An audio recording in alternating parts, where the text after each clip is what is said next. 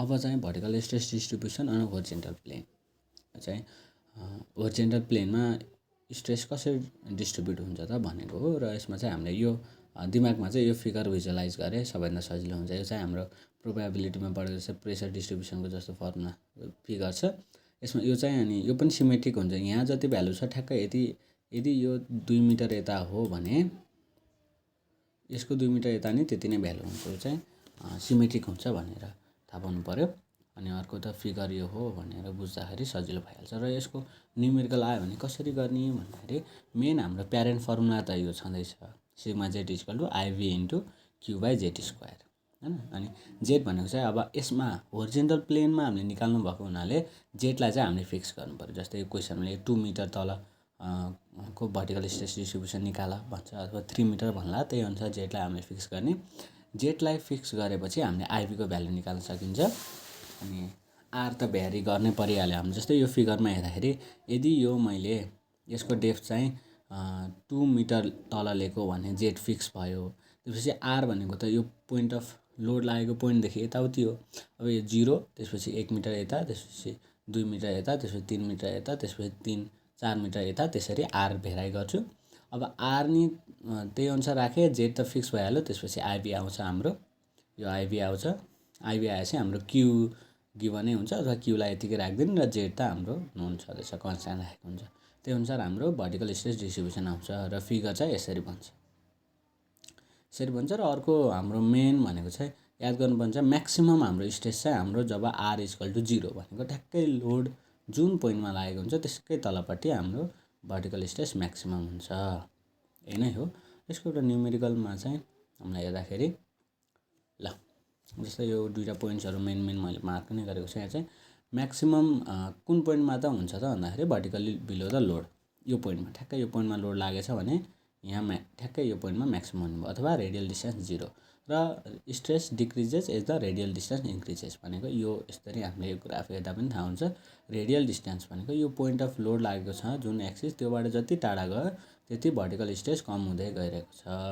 यहाँ म्याक्सिमम छ भने यहाँ कम छ, त्यो नै भयो। र यसको एउटा न्युमेरिकल छ। यहाँ न्युमेरिकल भन्दा नि एउटा इक्जाम्पल छ जसमा चाहिँ जेडलाई चाहिँ 1 मिटर तल भनेको वा 1 मिटर तलपट्टि भएको होरिजेन्टल प्लेनमा हामीले भर्टिकल स्ट्रेस डिस्ट्रिब्युसन निकाल्नु पर्नेछ। यो फिगरमा हेर्दाखेरि यो 1 मिटर, यो चाहिँ 1 मिटर हो भने यसमा भर्टिकल स्ट्रेस डिस्ट्रिब्युसन कति हुन्छ त भन्ने निकाल्नलाई अब आरको भ्यालु त हामीले एज्युम गर्नुपर्छ 0, त्यसपछि अलिकति यता अनि 1, 1.2, 1.3 त्यसरी हामीलाई जुन स्केल युज गर्न मन लाग्छ त्यही अनुसार गर्दा हुन्छ। र त्यसपछि आर आएपछि हाम्रो आर/जेड त त्यो रेसियो भइहाल्यो।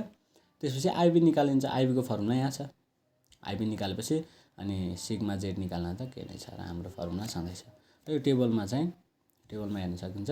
आरको भ्यालु हामीले 0 यसरी लिएको छ। इक्जाममा टाइम कति छ त्यो अनुसार चाहिँ यसको सब स्केल लिन सक्यो। 0.125 बाट पनि गर्न सक्यो अथवा 0.5 अथवा डाइरेक्ट 1 बाट गर्दा पनि भयो। त्यो गर्दा भयो। त्यसपछि आर/जेड त हामीले 1 लिएको छ। आर/जेड भनेको त अब जति आएछ त्यति नै हुने भयो। त्यसपछि आइभीको लागि यो फर्मुला छ हाम्रो, अहिलेकै फर्मुला प्यारेन्ट फर्मुला भन्दा नि भयो। यो युज गरेर आइभी निकाल्ने। त्यसपछि सिग्मा जेड भनेको त हाम्रो यो फर्मुला युज गरेर हामीले सिग्मा जेड निकाल्छ। सिग्मा जेड रेडियल डिस्टेन्स 0 हुँदा म्याक्सिमम भयो। त्यसपछि डिस्टेन्स बढ्दै गयो। त्यसपछि सिग्मा जेड नि यसरी घट्दै गइरहेको छ। यसरी नै हाम्रो न्युमेरिकल मिलेको छ भनेर थाहा पाउन सकिन्छ।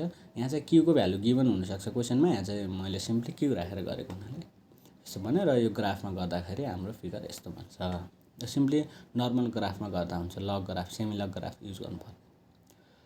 अब vertical stress distribution on vertical plane. Vertical प्लेनमा चाहिँ कसरी भर्टिकल स्ट्रेस डिस्ट्रिब्युसन हुन्छ त भनेर निकाल्दाखेरि चाहिँ हामीले यो मेथड युज गर्ने हो।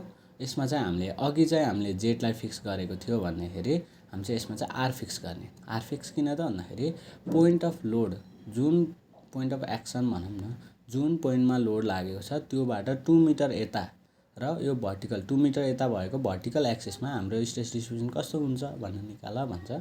त्यसमा चाहिँ हाम्रो सिम्पली यसरी निकाल्न सकिन्छ। यस्तो हुन्छ भनेर याद गर्दा हुन्छ। यस्तो हुन्छ। अघि होरिजेन्टलमा ठ्याक्क हाम्रो कस्तो थियो भन्दाखेरि यसकै होरिजेन्टल यदि मैले बनाएँ भने यस्तो थियो, ठ्याक्क पोइन्ट अफ एक्सनमा म्याक्सिमम थियो भने यसमा चाहिँ त्यस्तो हुँदैन। अलिकति तलपट्टि आएर म्याक्सिमम हुन्छ। जस्तै यहाँ हेर्न सकिन्छ। नभए यो फिगरमा हेर्दा नि लोड यहाँ लागेको हो, आर रेडियल डिस्टेन्स यतापट्टि चाहिँ हाम्रो स्ट्रेस डिस्ट्रिब्युसन यस्तो रहेछ है। त्यसमा चाहिँ म्याक्सिमम चाहिँ यहाँ हुने रहेछ। यस्तो चाहिँ भर्टिकल स्ट्रेस डिस्ट्रिब्युसनको हुन्छ। यसको फिगर यही नै हो र फर्मुलाहरू पनि त्यही नै हो, हामीले त्यसरी नै युज गर्ने हो। यसको चाहिँ हाम्रो प्रोसिडर चाहिँ यहाँ रहेको छ। मेन फर्मुला यो भयो। प्रोसिडर चाहिँ हाम्रो यसमा चाहिँ आर कन्स्ट्यान्ट राख्ने र डेप्थ चेन्ज गर्नु पऱ्यो। जस्तै यहाँ हेर्दा आर यति 2 मिटर यता राख्यो, त्यसपछि डेप्थ चाहिँ हाम्रो 0 मिटर, 1 मिटर, 2 मिटर, 3 मिटर त्यसरी राख्दै गएको छ। अनि आर चेन्ज भयो, त्यसपछि आर र जेड दुवै नोन भएपछि आर बाई जेड आयो। आर बाई जेड आएपछि आइबी त निकाल्न केही नै भएन, हाम्रो फर्मुला छँदैछ। आइबी निक्लेपछि अनि जेड निकाल्न भने सजिलो भइहाल्यो। त्यही गरेर हामीले यसरी ग्राफ गराउनु, ग्राफमा यसरी प्लट गर्न सकिन्छ। यो इक्जाम्पल त्यही अनुसारै हो। हामीले एक मिटर रेडियल डिस्टेन्स उता मानेको छ, त्यसपछि जेड र आर बाई जेड चाहिँ बढाउँदै गएको छ यसरी 0.25 0.5 त्यही अनुसार। यो स्केल नै इक्जामको टाइम अनुसार डिभाइड गर्दा हुन्छ आफूले। त्यसपछि आर बाई जेड आउँछ, त्यसपछि आइबीको फर्मुला राखेर आइबी आइहाल्यो। आइबी आएपछि सिग्मा जेड निकाल्न त केही नै भएन। यसरी हामीले ग्राफमा प्लट गऱ्यो भने चाहिँ यसरी भर्टिकल स्ट्रेस डिस्ट्रिब्युसन आउने भयो। त्यसमा चाहिँ सेकेन्डमा चाहिँ हाम्रो लाइन लोड छ। लाइन लोड भनेको कस्तो भन्दाखेरि हामीले बाउन्ड्री वाल जुन लगाउँछ नि, हाम्रो यति प्लटिङ हाम्रो एरिया हो भने यसमा चाहिँ हामीले जुन वाल लगाउँछ नि यसलाई लाइन लोडको रूपमा हामीले लिन सक्यो।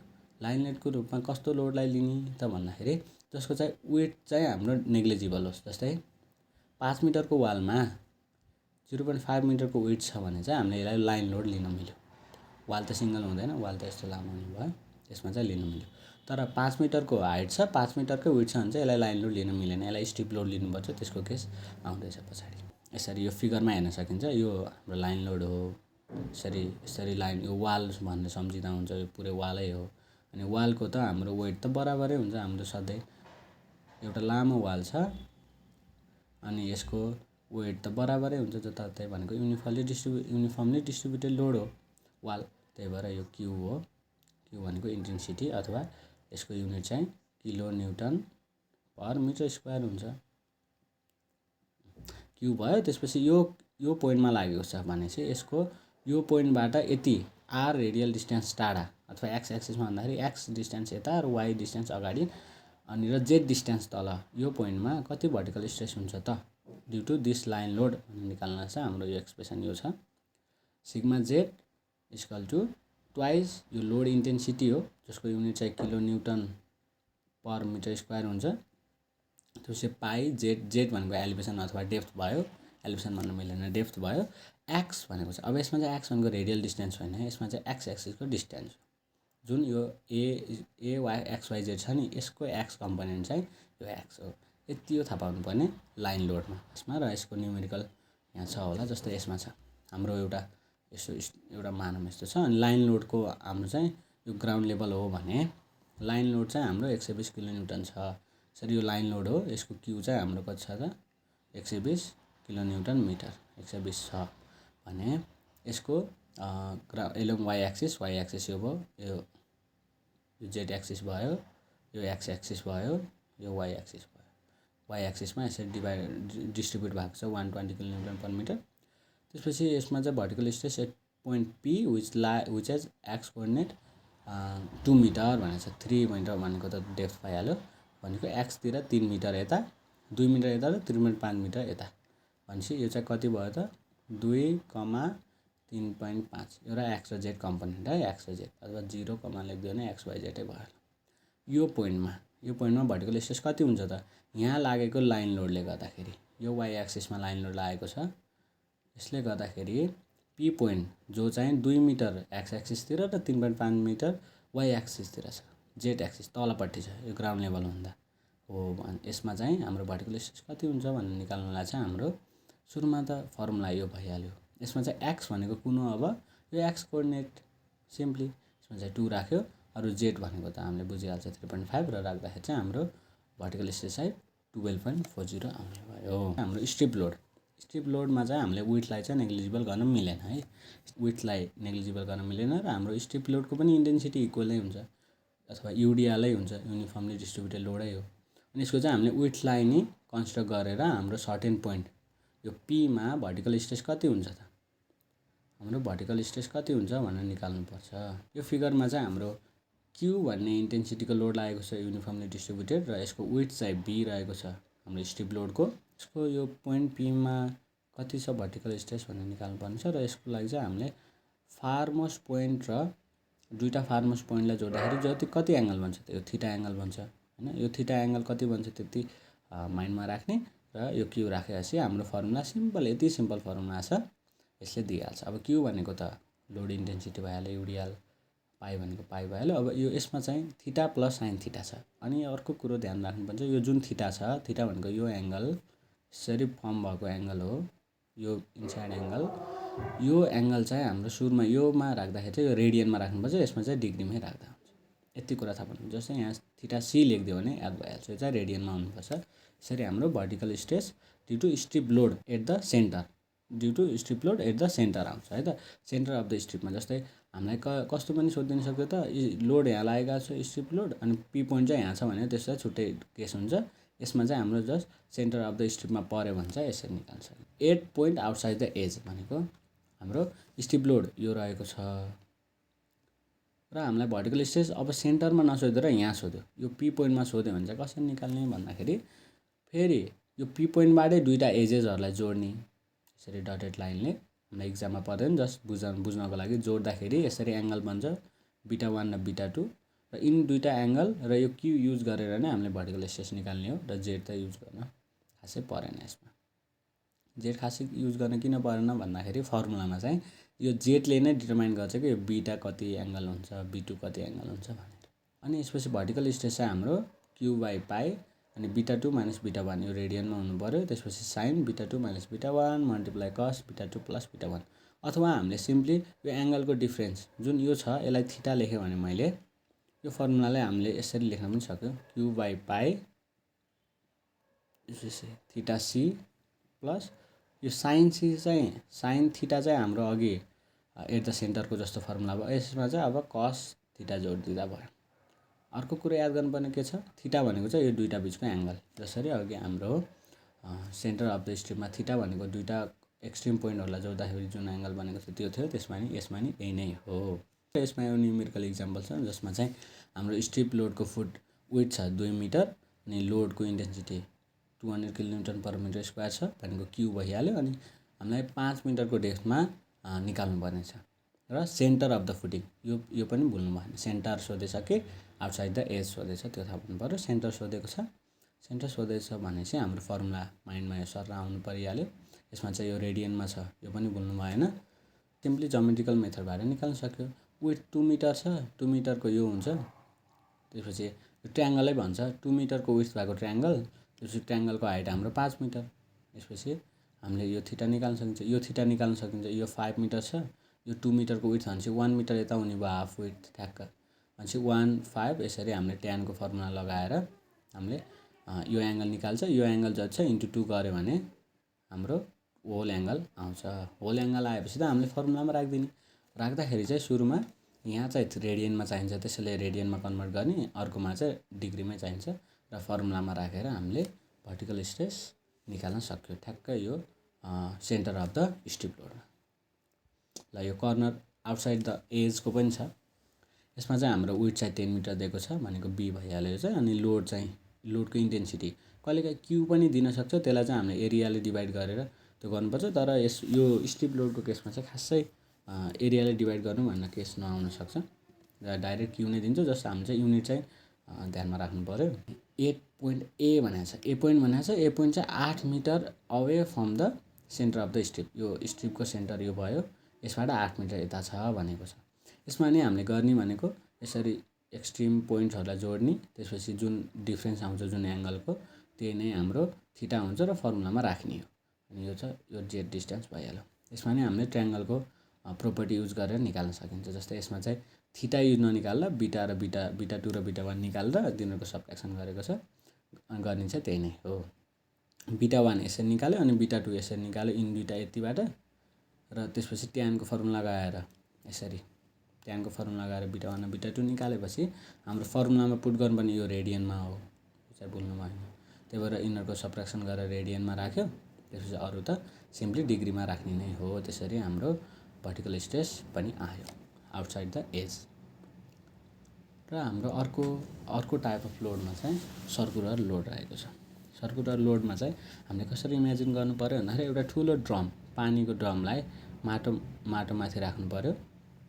माटोमाथि राख्दाखेरि यो ग्राउन्ड लेभल हो भने यति ठ्याक्कै यसको सेन्टरमा ठ्याक्कै यसको यति मिटर तल भनेको मानौँ जेड डिस्टेन्स तल कति स्ट्रेस आउँछ त, यो स्ट्रेस कति छ त भनेर निकाल्ने नै हामीले यो सर्कुलर लोडमा गर्ने हो। र यसमा चाहिँ हामीले यसरी भिजुअलाइज गर्दा चाहिँ यस्तो कोन सेपमा भिजुअलाइज गर्ने र यसको चाहिँ हाम्रो इम्पोर्टेन्ट फ्याक्टर चाहिने भनेको चाहिँ यसको रेडियस हो। सर्कुलर लोडको रेडियस र कति डेप्थमा छ। फाइनल फर्मुला याद गर्दा हुन्छ। फाइनल फर्मुला र यो सर्कुलर लोड कसरी लागु गरेको छ भनेर भिजुअलाइज हुनु पर्यो। जसरी यो पानीको ड्रमवाला इक्जाम्पल दिएँ मैले, त्यसरी नै भिजुअलाइज हुन सक्नु पर्यो। किनभने डायमिटर दिन्छ कहिलेकाहीँ, डायमिटर दिएको छ अनि यसमा एरिया पनि दिन सक्छ।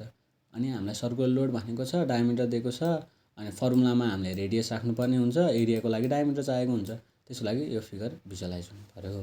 र यसको फर्मुला चाहिँ हाम्रो sigma Z vertical stress at Z depth is Q भनेको चाहिँ यो चाहिँ इन्टेन्सिटी हो है, kilo newton per metre square भनेको हामीले क्यूलाई यसरी पनि लेख्न सक्यो। क्यू भनेको हाम्रो यो load, Q divide by area हो भनेर बुझ्न सक्यो।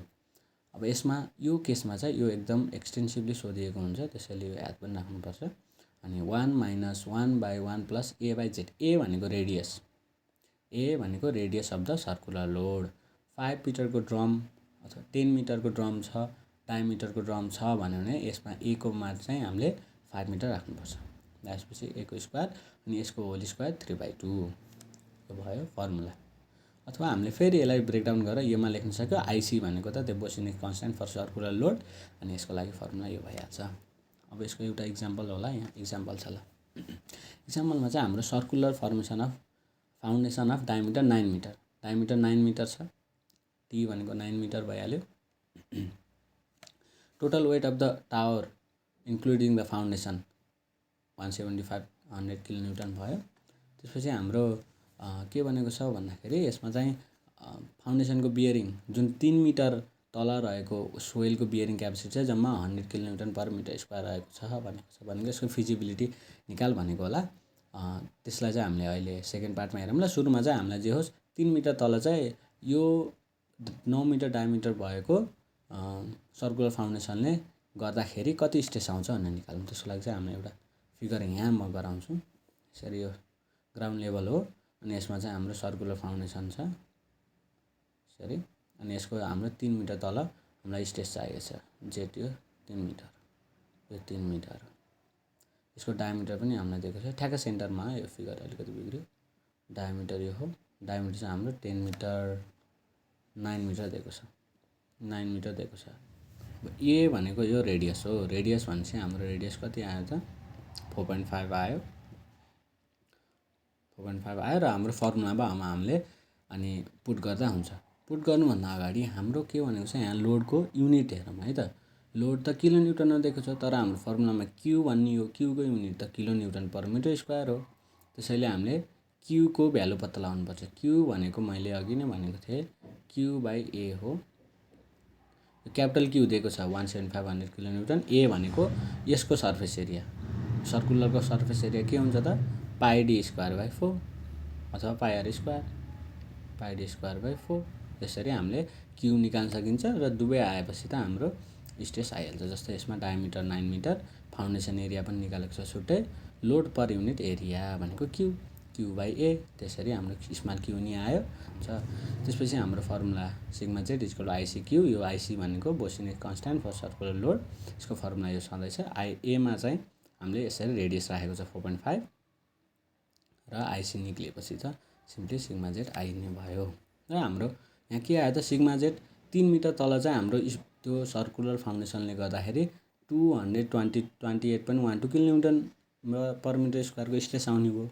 र त्यो सोइलको बियरिङ क्यापेसिटी त जम्मा 100 छ भनेपछि हाम्रो यो सर्कुलर फाउन्डेसनले धेरै स्ट्रेस दिनुभयो यसको बियरिङ क्यापेसिटी भन्दा, भनेपछि यो फिजिबल भएन, यो सर्कुलर फाउन्डेसन फिजिबल भएन।